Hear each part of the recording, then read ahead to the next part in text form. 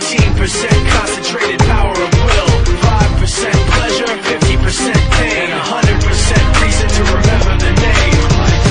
He doesn't need his name up in lights, he just wants to be heard, whether it's the beat of the mic. He feels so unlike everybody else, alone, in spite of the fact that some people still think that they know him. But fuck him, he knows the code. It's not about the salary, it's all about reality and making some noise, making a story, making sure his click stays up. That means when he puts it down, Ty's picking it up. Let's go. Who the hell is he anyway? He never really talks much, never concerned with status, but still even is starstruck. Humble through opportunities, given despite the fact that many misjudge him cause he makes a living from writing raps. Put it together himself, got a picture connects, never asking for someone's help or to get some respect. He's only focused on what he wrote, his will is beyond reach, and now it all unfolds, the skill of an artist. This is 20% skill, 80% fear, be 100% clear, cause Ryu was ill.